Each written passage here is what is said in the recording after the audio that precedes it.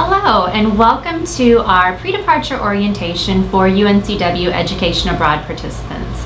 My name is Cara Pike-Inman, and I'm the Director of Education Abroad here at UNCW. I'm going to start out by congratulating you all for making the decision to embark on a study abroad experience. I was a study abroad participant many years ago myself. It changed my life. It's why I do what I do today. And so I congratulate you for taking advantage of this opportunity, and I look forward to working with you throughout the experience. So to begin with, we want to talk about a few important items that you'll want to consider. Number one, if you don't already have your passport, get one as soon as you can. There's a full passport issuing office in the student union. So run over there, get your passport, and if you don't have one at this point in time, you may want to actually expedite it just to make sure that you get it in plenty of time. If you do already have a passport, dig it out of that drawer or closet or wherever it's hiding and check the expiration date, because you will want to make sure that your passport is valid for at least 6 months past the end of your program. And if it's not going to be valid for that long, you'll want to go ahead and renew it. So number one, we want to make sure you have a valid passport because you need that to leave the country and you need it to get back in. So it's a really important item. Number two is that for some of you, you will need student visas for where you're going to be studying. In most cases, our office or a program provider will provide you with information about how to get those student visas, or maybe a cultural exchange visa or residency permit, something similar. And if that's something that you need, be sure to embark on that experience immediately. Follow the steps. Be very careful with how you follow the steps, because you will need to make sure you follow all those steps completely. But if that is something you're going to need for your program, be sure to start on that as soon as you get those instructions from our office. And then the last thing I want to mention quickly is that at some point before you depart for your program, you will get an email generated by our office, but it's going to come from HTH Health Insurance. That's the health insurance that UNCW uses for all students who study abroad. You will be enrolled in that health insurance for the duration of your program abroad. And when you get that email, be sure to go ahead and log in using the information included in that email and log in and register for your health insurance. And that way we can make sure you're covered for whatever might happen while you're abroad. All right, so a quick little caveat is we want to talk a little bit about your responsibilities versus your parents. Some of you might think, oh great, I can zone out for the rest of this orientation because mom and dad are going to take care of everything for me. And while that may be able to happen at home, when you're abroad, chances are pretty good mom and dad aren't going to be there, and this is an experience that you are really going to need to be responsible for. For some of you, this could be a pretty exciting thing, that it might be the first time that you're away from mom and dad, you're really exerting your independence, and this can be a really incredible opportunity for growth for a lot of students. But we want you to pay attention. We want to make sure that you understand your experience, because you're the one that's going to go through it. You're the one who needs to know how to register for classes and how to stay legal abroad and all of those types of things. So we want to make sure that you pay attention. We're always happy to speak with parents if they want to call or email our office, but we really want you to take ownership for this experience. All right, so now on to some more fun stuff. Let's talk about packing. So when you think about packing, the number one thing that we want you to do is to research the types of luggage that you're able to bring on your airline. Each airline has different regulations in terms of how big your luggage can be and how many bags you can bring. So make sure that you do that research.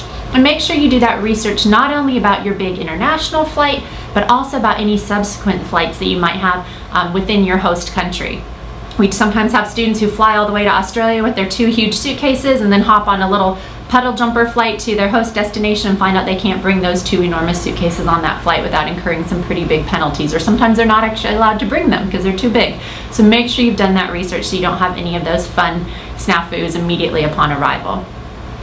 I also encourage you to think about what type of luggage you want to bring. You might want to bring those 2 big suitcases for your experience, but if you're just going to go on a little weekend excursion somewhere, you probably don't want to bring your biggest suitcase with you. So think about what types of luggage is going to make the most sense for the type of traveling you're doing and for the duration of your program. Some important things with packing is that you are going to want to make sure that you have a copy of your passport, copy of your visa, any other important documents. Put those photocopies in your checked luggage, keep the originals with you, and that way, in case you misplace any of those items, you will have a copy of them and it can more easily get replaced. If you are somebody who takes medication on a regular basis, we encourage you to talk to your doctor as soon as possible to see if you can either get a dose of your medication for the full duration of your program abroad, Or if that isn't possible, talk to our office and we can try to put you in touch with a healthcare provider abroad to make sure you can get your medication. One other thing to think about if you're someone who takes medication for maybe some sort of mental health issues is we'll want to make sure that the medication you're on is legal abroad. Some medications, for example, Adderall, might not be legal in certain countries. So if that's the case, we want to make sure that we can find a substitute for you and get you on something that's going to keep you healthy and feeling your best throughout the duration of your time abroad. I also encourage you to put a change of clothes in your carry-on. You don't want to be the smelly kid when you first get there. Nobody wants to be that kid. So have a change of clothes, maybe a toothbrush, that sort of thing also in your carry-on, just in case your luggage doesn't quite arrive at the same time as you do. Do some research into the places that you're going. Find out, what do people wear to class there? What do people wear when they're going out to clubs? Here in Wilmington, I can wear jeans or shorts and flip-flops pretty much anywhere I want to go. If I want to go out dancing in London, I'm not going to get into a club in jeans or shorts or flip-flops. So think about what you might need to wear and what you might need to pack to fit in where you're going, and also just to make sure that you're warm enough or cool enough for the climate of the place you're going. For a lot of you, you're going to be doing a lot more walking abroad than you do here at UNCW, so comfortable pair of walking shoes is always a great addition to your packing list. And again, do research and find out what the norms are where you're going. And one final packing tip is that with any electronics that you might be bringing, most other countries have different electrical currents and different plugs than we do here in the US. There are kind of some Central American exceptions to that, but if you're going to Europe, you're going to Australia, you're going to Africa, you're going to find very different plugs and different electrical currents than we have here in the US. And so you will want to buy some plug adapters, or in some cases, even some current converters to make sure that your electronics can work okay abroad. And then also just realize that people live all the places that you're going to study. People live there every day. So if you forget something, it's not the end of the world. You can buy another shirt, you can buy a toothbrush. These things exist all over the world. So sometimes students get pretty anxious about packing, and if you forget something, it's really okay. You can probably buy something very similar abroad to substitute it. Many of you have flown quite a bit. For some of you, this may be your first time on a plane or your first overseas trip. TSA regulations only let you bring little 3-ounce bottles or containers of liquids, gels, anything like that, and they have to be within a quart-sized Ziploc bag. So if you're somebody, I wear contacts, I have to have my contact solution with me, or I think I'm going to die, you need whatever other liquids it is that you need with you, make sure you have them in 3-ounce or less containers and in a Ziploc bag, and that way you can easily take those with you. If you have bigger liquids, toiletries, things like that you're bringing with you, those can go in your checked luggage, but in your carry-on, nothing bigger than 3 ounces of liquid. So once you have packed and you've actually gotten abroad, we want to make sure that all of you know what happens upon arrival. Is someone picking you up? Do you need to take a train or a bus or something like that, or a taxi to your host destination? Be sure you know what happens, and be sure you know who to contact in the event that your flight is delayed or is canceled. If you have a host family waiting there to pick you up and your flight's not going to arrive until 4 hours after it's supposed to, you want to make sure that you've been able to tell them that. So make sure you know what happens when you arrive and who to contact if you're not going to be arriving when you were slated to originally arrive. Once you get abroad, we also encourage you to understand what sort of transportation is available. Are there buses? Are there trains? Is there a metro or a subway system of some sort? And the more quickly that you can really become familiar with that and become used to using that public transportation system, or maybe it's walking, maybe that's how people get around where you are. Figure that out, and the more quickly you can assimilate into that means of getting around, the more quickly you're going to be able to really enjoy your host destination.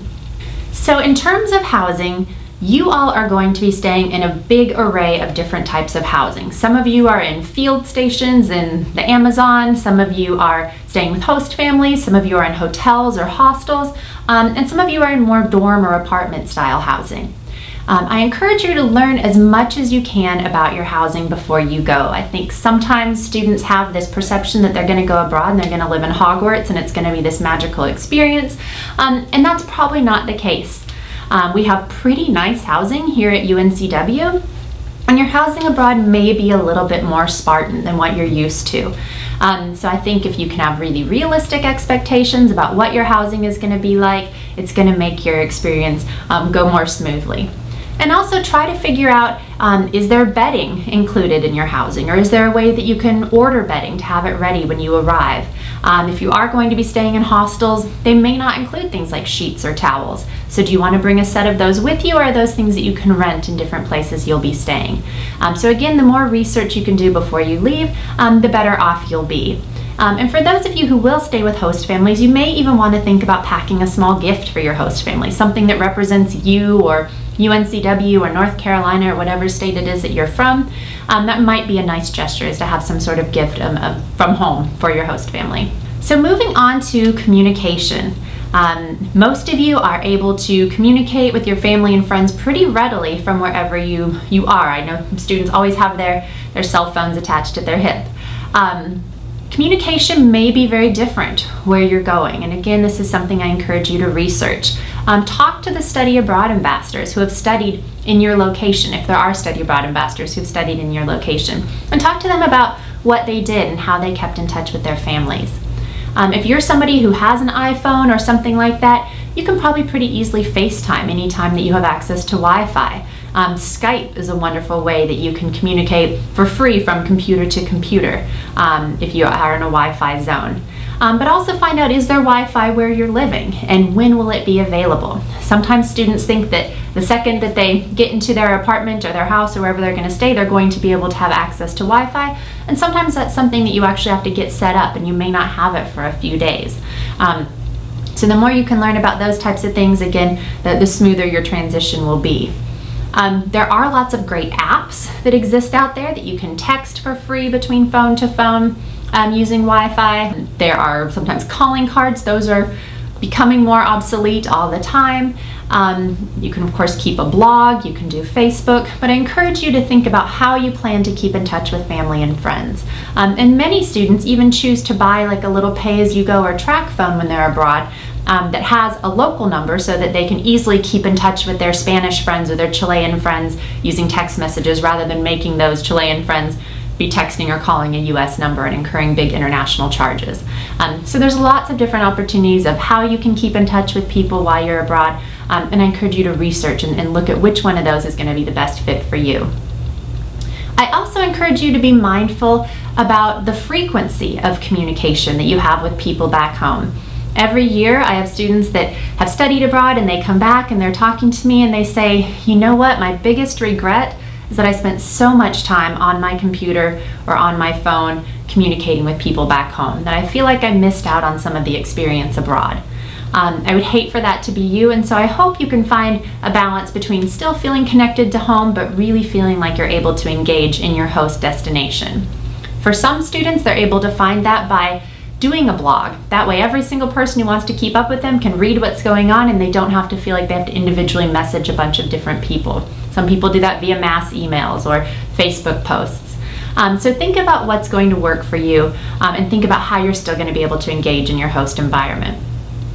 We also encourage you to really think about the types of messages that you put out via different modes of communication. Sometimes students are having a bad day, they call mom and dad and they are venting and they're frustrated, and sometimes that gets translated into, oh my gosh, my student is having a terrible experience, they want to come home. That's what the parent calls and tells us. By the time we contact you, you're like, no, I'm having a great time, I want to stay an extra term, but I was just having a bad day. So make sure that you're really clear with your communication that you're having. Same thing via social media. Sometimes students think that it's fun to put very dramatic posts on social media, oh, I'm homeless on the other side of the world, when really it just means that you got to the place you're visiting for the weekend at noon and your hotel doesn't open until 3. Well, you're not homeless, you just have to hang out for a couple hours. So think about the implications that those sorts of messages may have on people back home, and really try to be mindful of that. Speaking of social media, we do have social media for UNCW Study Abroad, and we would love to hear from you while you're abroad. You can also personally friend your advisor, and we love to keep up with your travels and see all the wonderful adventures that you're having. So talking about money, it's always one of the biggest questions we get is, how can I make this affordable? How can I access money abroad? If you have a debit card or a credit card and it has a Visa logo, a MasterCard logo, Cirrus or Plus symbol, chances are pretty good that's going to work just about anywhere you would want to travel. I've been to about 40 countries and my debit card has worked in every single one of those that I've been to. So chances are pretty good yours will too. But what you're going to want to do is you're going to want to call your debit cards and your credit cards before you travel abroad to let them know where you're going to be staying and any other countries to which you'll be traveling. And that way they can mark that on their account, and when all of a sudden a charge appears in South Africa, they don't think it's fraud. They know that you're actually studying there, and they know that it may be a legitimate charge. Sometimes, even if you've told your bank, sometimes they might still put a hold on your account if they forget that you've communicated that with them. So I always encourage you when you first arrive in a destination to have some money available in cash that you can exchange cash to cash so that you can get by for a couple days. But that would just give you enough leeway to contact your bank and let them know, hey, this really is me trying to make those charges, and make sure your card gets unfrozen. Also, be sure to write those numbers that are on the back of your credit card that say, if lost or stolen, please call this number. Well, if your card is lost or stolen, you probably don't have that number. So make sure you have it written down in a location other than where you keep your credit and debit card, so that should you happen to misplace that card while you're abroad, you can easily call and get it canceled before a bunch of charges are racked up on your behalf. In terms of other forms of money, we do encourage that students do try to have a credit card just in case of emergency. You never know what might come up, and that way you have that emergency source of funds. Your parents back in their day, if they've traveled abroad, they may have used traveler's checks. They were very popular when I embarked on my initial education abroad experiences. But traveler's checks are fairly obsolete. They're not accepted very many places, and students tend to find that they aren't very popular means of making transactions. With regard to using your debit card, our general rule of thumb is that if you go to an ATM abroad, you will get out money in the local currency. And we encourage you to get out a large enough sum of money that you aren't going to have to go back to the bank the next day, because you may be incurring some pretty hefty ATM fees for using the ATM if it's not a sister bank of your home bank. But to take out a large enough sum that you won't have to come back the next day, but not to take out such a big sum that if it were to get lost or stolen, that you would be completely up a creek. So figure out what kind of that nice middle point is for you. We also encourage you to do some research into what the exchange rate is in the country to which you'll be traveling. Sometimes when I travel, I even make myself a little cheat sheet of $5 equals this many of whatever the local currency is, and $10 equals this much, until I get used to making those conversions in my head. And also continue to monitor those exchange rates throughout the time that you're abroad if you're a student that's going for a longer term program, because those could fluctuate quite a bit over the duration of your time that you're studying abroad. If you are a student that's on a budget, think about your spending choices. I've been to Ireland several times. I've taken students there, and sometimes students decide they want to enjoy a pint of Guinness. A pint of Guinness is about $8, and if they have 4 of those, they could have just bought a ticket from Ireland to Spain for the same amount that they just consumed a lot of carbs. So think about what your priorities are and what you want to spend your money on. If your priority is food, go out for nice dinners. If it's not, go to a grocery store. You know, a bag of apples and a loaf of bread can last you for quite a long time, and it can cost you about $5. So think about what's important to you in making those spending choices. And if you need to set a budget and stick to it, absolutely do so. With regard to using financial aid, if you get financial aid at UNCW and you'd be eligible for financial aid for the term during which you've been abroad, you absolutely can take that money with you. Our office also has grants and scholarships. By now the deadline for those has probably passed, but if you do engage in a future program, we hope you apply for those. But if you do typically get regular grants, loans, or scholarships at UNCW, you do get to take that money with you typically when you study abroad. Talk to the Office of Financial Aid. Their information is located on this slide, and get in touch with them if you have any questions about how your financial aid works. So speaking of academics, in addition to being able to take courses that will apply towards graduation, you also have the opportunity to satisfy the explorations beyond the classroom requirement for graduation by studying abroad. There are many ways that this requirement can be satisfied, and studying abroad is one of them.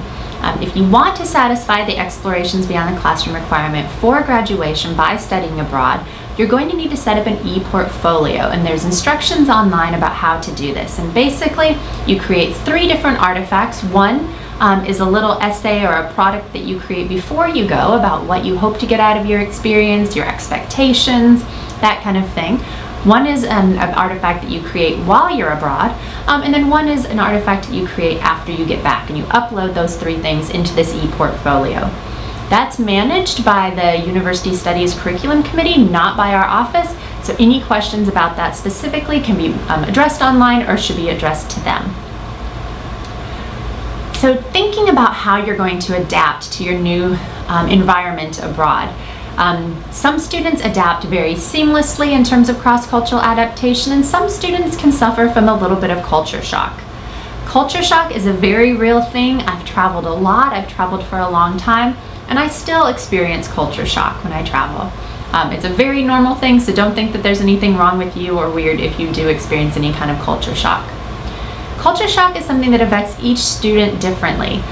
For some students, the minute they hit the ground and things are different and the food is different, maybe the language is different, the culture is different, they immediately experience some sort of culture shock. Other students hit the ground and they say, oh my gosh, I'm abroad, I'm experiencing this place that I've always wanted to go, and they're on this euphoric high.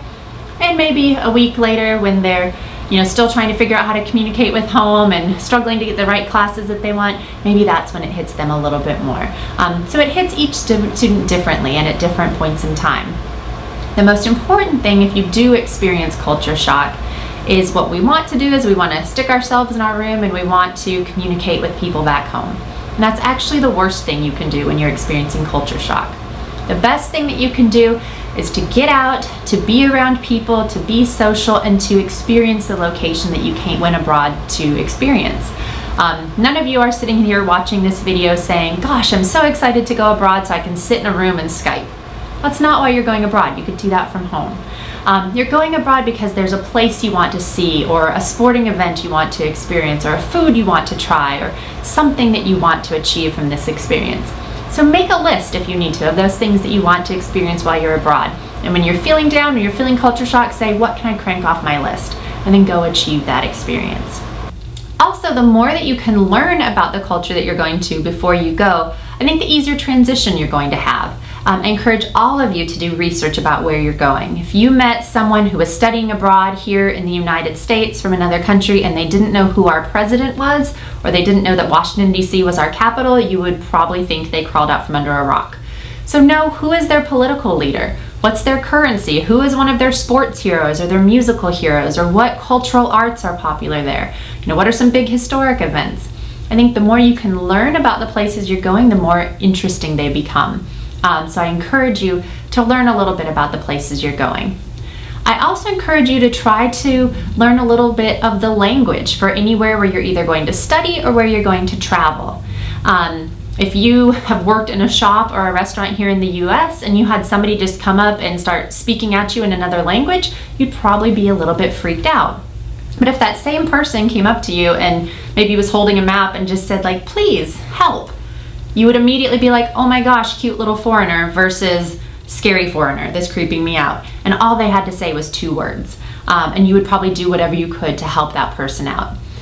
So be the sweet little foreigner, don't be the creepy one. Learn some of the language, and I think that will endear you to the people with whom you're interacting. And even if all you learn is please, thank you, hello, goodbye, good evening, that can make a huge difference. So try to learn some of the local languages for any country to which you travel. Some other things to think about when you're traveling is that we all like to take pictures. We live in an age where we want to put the picture on Facebook that gets 8 million likes, or we want to put the picture on Instagram that everybody loves. But be careful what you take pictures of.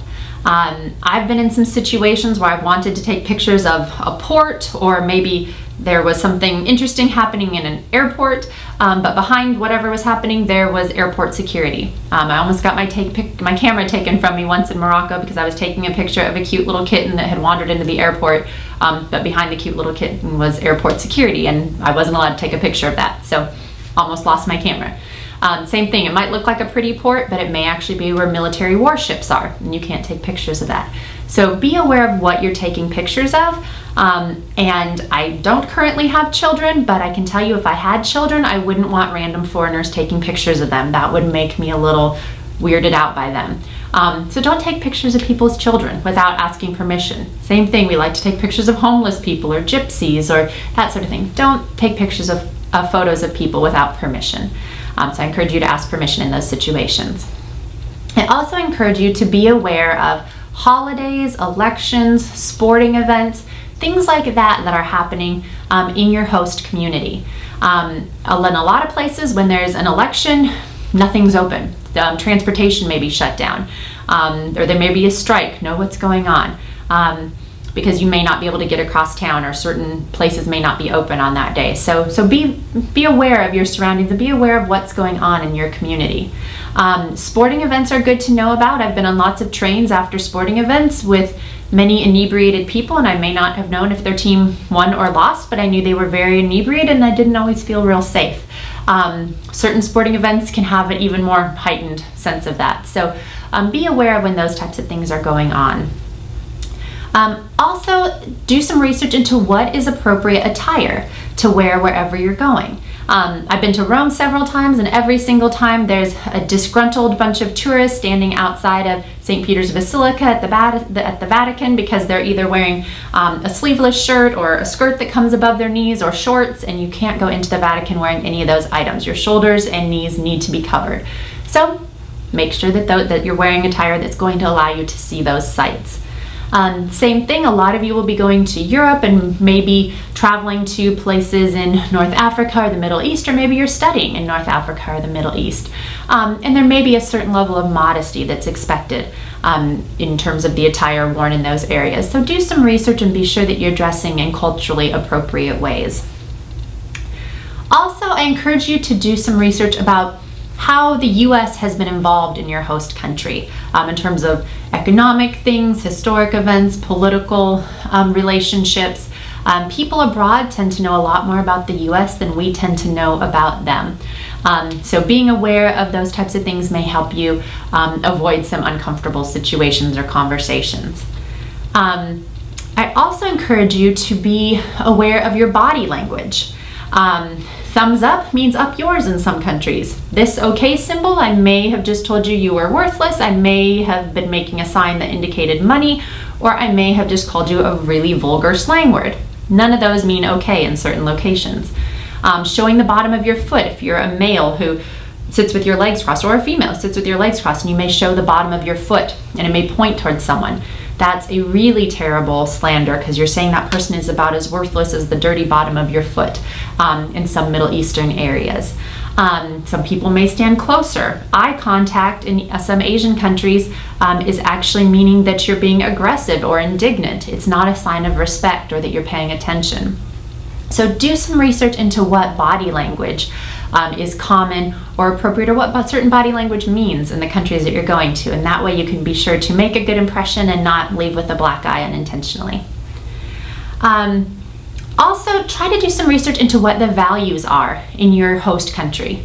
The first time I went to Belize, I stayed with a host family, and the host family I stayed with didn't have electricity, they didn't have running water, there were no doors on their homes, they didn't have beds for all of their family members, and they talked to me about how there was no poverty in Belize.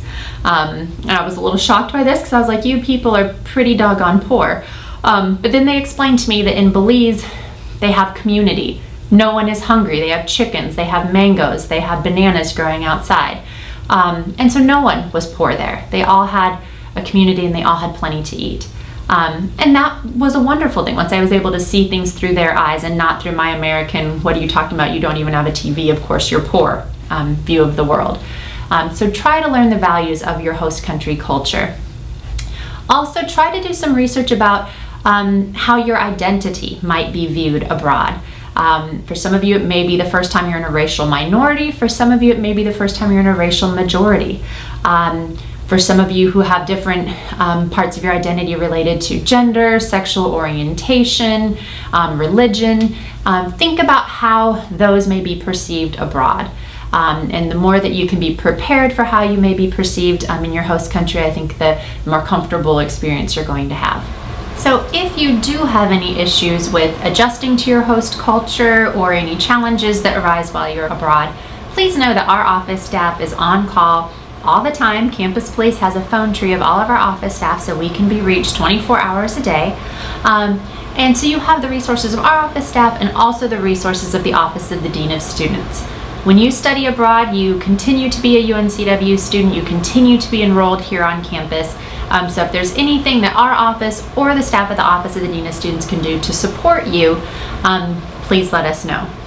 On the flip side of that, should you choose to participate in behaviors abroad that are considered a disruption to the program, that violate UNCW's Code of Student Life or the Code of Student Life at the university you might be attending abroad, there could be judicial repercussions back here at UNCW in terms of campus conduct violations. We know that you all are going to go abroad and you're going to be wonderful ambassadors in terms of representing yourselves in UNCW, North Carolina, the US, in terms of the way you represent yourselves abroad. But should you choose to behave in ways that are not a good representation, please know that there could be some repercussions back here on campus. So number one thing that we want you to achieve from your time abroad is we want you to stay healthy and to be safe. So a few things that you can do before you go abroad can help you achieve that. Number one, we encourage all of you just to have a general physical and to see your dentist before you go abroad. Most of you are probably much more comfortable with the US healthcare system than you might be in the location where you're going to be studying or traveling. So if you can get that cavity filled or go see your doctor before you leave, that may be a much more comfortable experience than having to have those things dealt with while you're abroad. For some of you, there may be certain vaccinations that you need to get when you travel abroad. For the destinations where most of our students go, simple measles, mumps, rubella, the types of things you had to have to come to UNCW are all that's required. But if you are studying in certain locations, there may be vaccines that you need to get. And so there are some websites available where you can research what those are. The CDC, the Center for Disease Control website, is a wonderful one. World Health Organization is another one, and you can just look for traveler vaccinations on those websites, and it will let you know exactly what you need for those locations and even some that just may be recommended. In addition to getting those checkups before you go abroad, like I mentioned before, we want to make sure that you have a supply of any medications that you take and that you have them for the duration of your time abroad. If that's something with which our office can assist you, please let us know, and we're happy to assist you with finding either a generic substitute for your current medication, a legal substitute for your medication, or putting you in contact with a healthcare provider abroad through which you can get your medication for the duration of your time abroad. One other thing with regarding to packing any medications is I encourage you to have them in their original container. A Ziploc baggie full of pills looks pretty suspicious, so you don't want to have that when you're going through customs, so make sure that any medications are in their original prescription container. And I encourage you to have those in your carry-on luggage. This may seem silly, but sexually transmitted diseases like HIV are everywhere around the world. This is not only a US problem. We don't want you to bring home any permanent souvenirs in the form of any lovely diseases or pregnancies or babies being left in other countries. So please make good decisions in terms of your sexual health while you're abroad. We encourage you to think about what makes you feel healthy when you're here at UNCW. It may be a certain diet that you participate in. It may be exercising regularly. It may be a certain amount of sleep that you need. It may be a certain amount of sunlight or vitamin D that you like to try to get that make you feel your best. A lot of times we find that students get abroad and they change the way they eat, they change their sleeping habits, all of those things, and they don't feel as healthy. So think about what makes you feel your best when you're here at UNCW and try to engage in those same things while you're abroad. My favorite topic to talk about, traveler's diarrhea, happens to a lot of people. And basically what it is that we have different bacteria in our water here in the US than most countries abroad have in their water. And so all it is your stomach reacting to slightly different bacteria. And this is something that happens to international travelers when they come here to the US as well. It's not just something that we as Americans experience when we travel abroad. You may want to pack some Imodium or something similar in your suitcase just in case you do experience this. Realize it's very normal and it typically does pass fairly quickly. So it may be something that you have the joy of experiencing. All right, so I want to talk quickly about mental health. We've already talked some about prescriptions, but I also, for those of you who experience challenges with mental health, or maybe you just tend to be a little bit anxious, I want you to think about your experience and talk through your experience with a counselor, with a family member, with one of our advising staff, because again, the more you can prepare, the smoother experience you're going to have. We want you to think about how you're going to keep in touch with your support network while you're abroad, maybe to think about how you can create a support network in the location where you're going to be studying, and also think about what are some of the triggers that you may experience regarding your mental health, and how you're going to, again, be able to stay as healthy as possible while you're abroad. And so think of some coping mechanisms that you can employ while you're studying abroad. You may also want to do some research into what type of mental health services are available in your study abroad destination. Counseling services are covered through our HGH health insurance in which you'll be enrolled. But in some countries, mental health is viewed very differently than it is here in the US. You may also want to do some thinking about how mental health is perceived in your host destination. Again, if you have any questions with regard to this, please talk to our office or please talk to one of the staff members in the counseling center. Additionally, and I referred to this briefly earlier, we want you to think about your identity and how your identity may be perceived abroad. There are many aspects of your identity that may be challenged abroad or may be perceived very differently in the location where you're studying. So again, be aware of maybe what the prevailing sentiments are in your host destination about somebody with your aspects of your identity, and consider how you can avoid confrontations related to your identity while you're abroad. Again, if this is something you want to talk through with our office staff, we're always happy to meet with you. So you just watched a short video about alcohol use abroad. Most of you will be legal to consume alcohol in the locations where you are, and we hope that if you choose to partake in alcohol consumption, that you choose to do so responsibly. On a side note, drugs abroad are a whole different issue. In many countries around the world, drugs are punishable by death. Whether you're caught with them, you're caught with paraphernalia, you're caught using them, anything like that, there can be some very severe consequences. If you break the law abroad, whether it's related to drugs or anything else, there's nothing that our office can do, that the Office of the Dean of Students, UNCW, the US, state of North Carolina, there's nothing that we can do to get you out of it. You're going to be under the jurisdiction of the country that you're in. And there could be, like I said, very severe consequences, even death for certain violations. It's not a phone call I want to make to mom and dad. Hey, Jimmy got caught with weed, now he's going to be put before a firing squad. Not going to be a good day. So make good decisions, know the laws in the country in which you're studying, and we hope that none of you will have issues related to this while you're studying abroad. So in terms of just general safety abroad, in your Education Abroad Handbook, which some of you may have received a hard copy of and others may have received electronically, there are lots of tips about how to stay safe while you're abroad. And these may just be small things like pickpocketing, as well as physical safety. Employ just general vigilance. I don't walk by myself at night in Wilmington. I wouldn't do that in wherever your destination abroad is either. Try to stay in groups at night. Try to be aware of your surroundings. Don't go into an empty subway car. Try to go into one where there are other people. When I go abroad, I either have a purse with 2 straps so that if somebody were to come and cut one, there's a secondary strap, or a strap that goes across my body so that it can't easily be snatched off my shoulder. So if you're somebody who's going to be carrying a purse or a bag, those might be things to consider. Have a bag that zips on the top or has a flap and a zipper. I've been to, like I said, almost 40 countries. I've never been pickpocketed except in the US. So while it can happen abroad, it can just as easily happen here, but with some vigilance, hopefully you won't have any issues while you're abroad. Again, just try to remain really cognizant of your surroundings, and if your gut tells you something's not right, try to find a safe space or get help.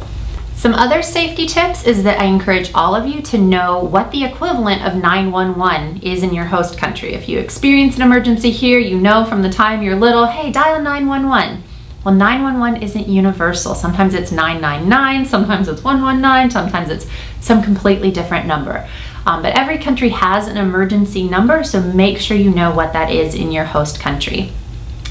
We also encourage you, if you're traveling away from your program site, so maybe you're studying in a destination, you're going to be traveling away for the weekend, make sure that somebody knows. Either make sure that our office knows. If you're on a faculty-led program, make sure your faculty leader knows. Or if you're at a host university, make sure you've notified someone at your host university. And the reason we want to make sure of this is that if there happens to be an earthquake or a bombing or some sort of natural disaster or political unrest, we want to know if you're there. We don't want to say, oh, we have no students in that city, when you actually happen to be traveling there that weekend. So make sure that somebody knows your whereabouts, and make sure they that's somebody either at the university or abroad or here at UNCW. Some additional travel and safety reminders, and this is all in your handbook, is we encourage you to register with the nearest consulate or embassy abroad.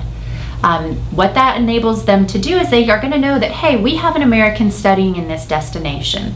And so if there is anything, whether it's an outbreak of bird flu or it's a hurricane that's headed that way or whatever might be occurring, it's going to let them know that there's an American there, and if there's any need for evacuation or services, they're going to be able to assist. It's also going to just give you alerts if there is going to be some sort of political demonstration or something like that happening in the location where you're studying. It will alert you, hey, there's this political demonstration happening in downtown Athens, Greece on this date, so I'm just going to avoid that part of town that day. And that can be a wonderful way to get those alerts and to stay safe while you're studying abroad.